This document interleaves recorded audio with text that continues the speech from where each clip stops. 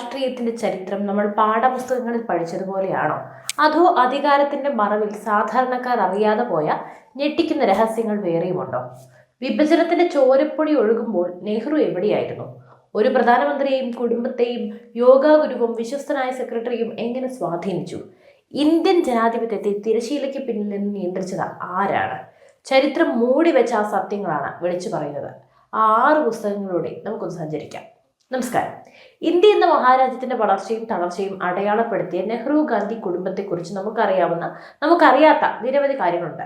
പ്രണയം, ചതി, അധികാരമോഹം, വിട്ടുവീഴ്ചകൾ എന്നിവയാൽ സമ്പന്നമായ ആ ചരിത്ര വഴികളിലെ ഇരുളടഞ്ഞ വശങ്ങൾ വെളിപ്പെടുത്തുന്ന ചില പുസ്തകങ്ങളെക്കുറിച്ചാണ് ഇന്ന് നമ്മൾ സംസാരിക്കുന്നത്. ഇന്ത്യൻ വിഭജനം നടക്കുമ്പോൾ രാജ്യം കത്തിയെരിയുകയായിരുന്നു. ആ സമയത്ത് ഇന്ത്യയുടെ അവസാനത്തെ വൈസ്രോയി മൗണ്ട് ബാറ്റന്റെ ഭാര്യ എഡ്വിനയും ജവഹർലാൽ നെഹ്റുവും തമ്മിലുള്ള ബന്ധം ഏറെ ചർച്ച ചെയ്യപ്പെട്ടതാണ്. കാതറിൻ ക്ലെമന്റ് എഴുതിയ എഡ്വിന ആൻഡ് നെഹ്റു എന്ന പുസ്തകം ഇവരുടെ ആത്മബന്ധത്തെക്കുറിച്ച് ആഴത്തിൽ പ്രതിപാദിക്കുന്നു. രാഷ്ട്രീയ തീരുമാനങ്ങളെ പോലും ഈ ബന്ധം സ്വാധീനിച്ചിരുന്നോ എന്ന സംശയം പല ചരിത്രകാരന്മാരും ഉയർത്തുന്നുണ്ട്. നെഹ്റുവിന്റെയും ഇന്ദിരയുടെയും വിശ്വസ്തനായിരുന്ന M.O. മത്തായി എഴുതിയ reminiscences of the Nehru age എന്ന പുസ്തകം പുറത്തിറങ്ങിയപ്പോൾ വലിയ വിവാദങ്ങൾക്കാണ് വഴിതെളിച്ചത്. ഇന്ദിരാഗാന്ധിയുമായുള്ള അദ്ദേഹത്തിന്റെ വ്യക്തിപരമായ ബന്ധത്തെക്കുറിച്ചും നെഹ്റു കുടുംബത്തിന്റെ സ്വകാര്യ ജീവിതത്തിലെ രഹസ്യങ്ങളെക്കുറിച്ചും ഇതിൽ പരാമർശിക്കുന്നുണ്ട്. യോഗ ഗുരു ധീരേന്ദ്ര ബ്രഹ്മചാരിക്ക് ഇന്ദിരയുടെ മേലുണ്ടായ അമിത സ്വാധീനത്തെക്കുറിച്ചും മത്തായി ഇതിൽ വ്യക്തമാക്കുന്നുണ്ട്. സ്പെയിൻകാരനായ ജാവിയർ മോറോ എഴുതിയ ദി റെഡ് സാരി എന്ന പുസ്തകം സോണിയാഗാന്ധിയുടെ ജീവിതമാണ് പറയുന്നത്.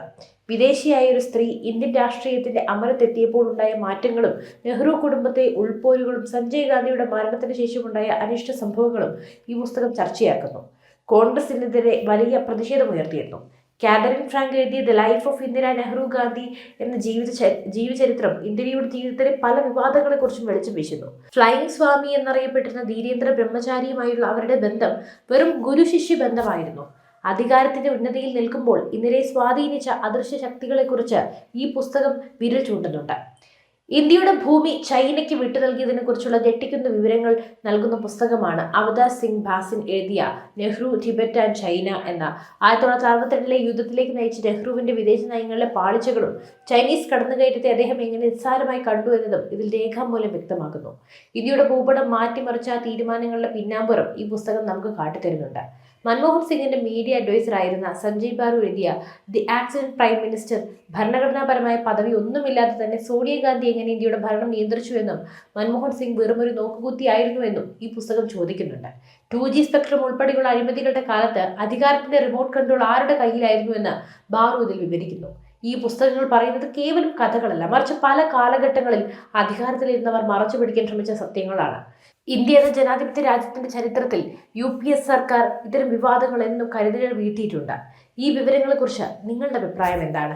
ഏതായാലും UPS സർക്കാർ ഭരിച്ച കാലത്തെല്ലാം ഇന്ത്യ എത്രത്തോളം താഴ്ചയിലാണ് തഴയപ്പെട്ടത്, അതിനുശേഷം വന്ന BJP സർക്കാർ കൊണ്ടുവന്ന മാറ്റങ്ങളും ഈ 10 കൊല്ലം കൊണ്ടുള്ള ഇന്ത്യയും ഈ ദശകങ്ങളായി ഭരിച്ച UPS സർക്കാരും തമ്മിലുള്ള വ്യത്യാസം നമുക്കിന്ന് കണ്ടു മനസ്സിലാക്കാനാവുന്നതാണ്.